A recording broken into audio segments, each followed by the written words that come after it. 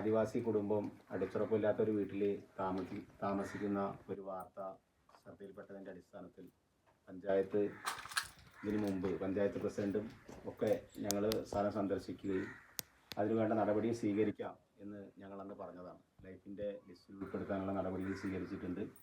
അപ്പോൾ അവരെ ആ ലൈഫിൽ വീട് കിട്ടുന്നത് വരെ അടച്ചുറപ്പുള്ള ഒരു സ്ഥലത്തേക്ക് മാറ്റി താമസിപ്പിക്കാൻ വേണ്ടി ഞങ്ങൾ ആലോചന പറയുകയും അവരോട് ഉറപ്പ് കൊടുക്കുകയും ചെയ്തതാണ്.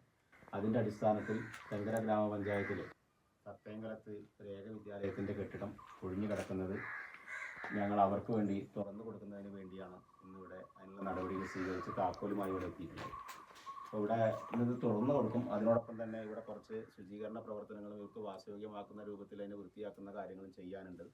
അത് പെട്ടെന്ന് തന്നെ ചെയ്തു കൊടുത്തുകൊണ്ട് അവരെ ഈ വീട്ടിലേക്ക് ഈ കെട്ടിടത്തിലേക്ക് മാറ്റി താമസിപ്പിക്കാനാണ് ഇപ്പോൾ ആലോചിച്ചിട്ടുള്ളത്.